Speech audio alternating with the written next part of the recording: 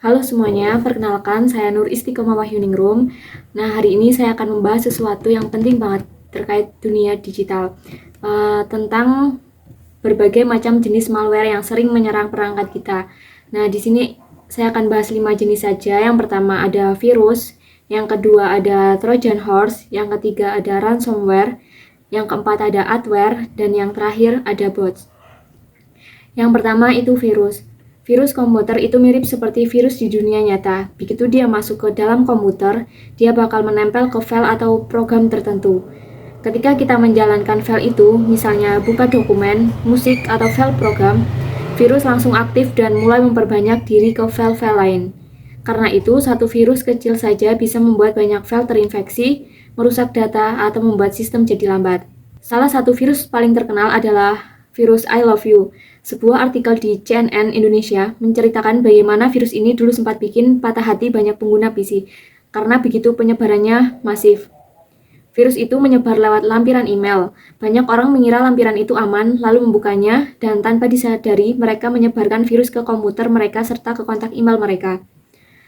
Terkait cara penyebarannya, virus I Love You dan virus semacam itu biasanya menyebar lewat lampiran email, lewat flash disk atau media penyimpanan eksternal, atau lewat file yang diunduh dari internet, terutama file bajakan atau dari sumber tak jelas. Untuk cara penanganan dan pencegahan, untuk menangani virus, kita harus pakai antivirus yang update untuk mendeteksi dan menghapus virus atau file terinfeksi.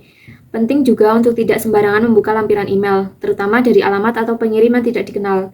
Yang kedua ada Trojan horse. Trojan horse bekerja dengan menyamar sebagai aplikasi atau program yang terlihat normal dan aman. Bisa saja program biasa, utilitas, atau aplikasi gratis. Tapi ketika kita menjalankannya, Trojan diam-diam membuka pintu belakang di sistem kita. Dari pintu belakang itu, peretas bisa masuk kapan saja, mencuri data, mengambil alih komputer, atau malah memasang malware lain tanpa kita sadari.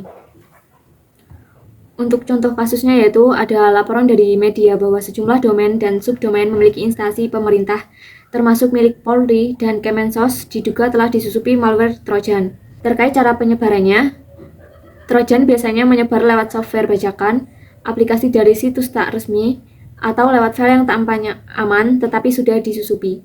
Sering juga lewat instalasi aplikasi palsu atau modifikasi program. Orang tertipu karena tampilannya wajar, tapi sesudah dijalankan, laptop atau komputernya sudah terinfeksi. Terkait penanganan dan pencegahannya yaitu, kalau ketahuan ada program mencurigakan, segera uninstall. Dan gunakan software anti-malware untuk scan seluruh sistem.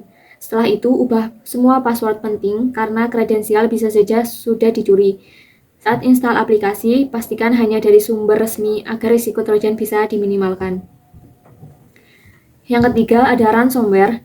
Ransomware itu seperti penculik data. Begitu masuk ke komputer atau server, ransomware langsung mengenkripsi file penting, dokumen, database, bahkan file sistem sehingga semuanya terkunci. Korban kemudian menerima pesan bahwa data mereka disandra. Kalau ingin kunci dibuka lagi, biasanya harus bayar tebusan, biasanya dalam mata uang kripto.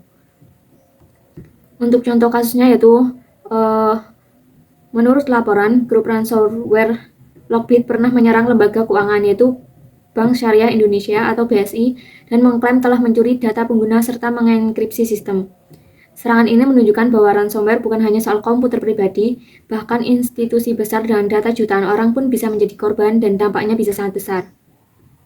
Cara penyebarannya yaitu ransomware kerap menyebar lewat email, phishing, lampiran atau link berbahaya, lewat exploit keamanan pada sistem yang belum di-patch, atau lewat port remote desktop yang dibiarkan terbuka.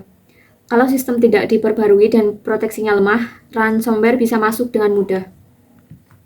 Cara penanganan dan pencegahan, jika sudah terkena ransomware, langkah pertama adalah putus koneksi internet agar tidak menyebar ke perangkat lain.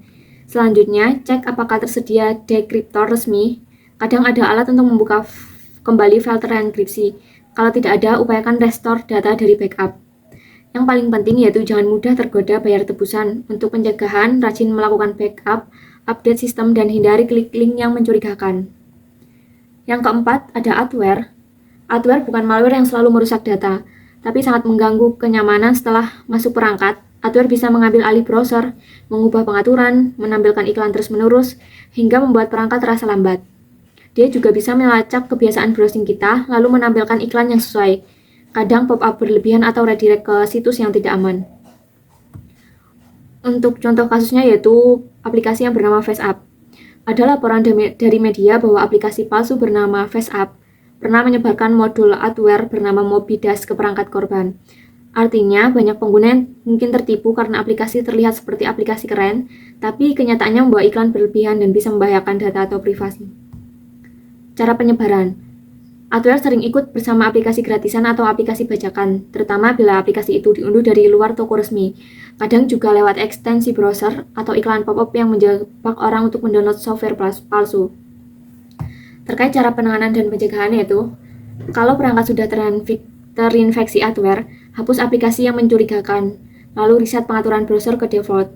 Hapus juga ekstensi browser yang asing, dan gunakan tool anti-adware atau anti-malware untuk memastikan semua komponen adware hilang.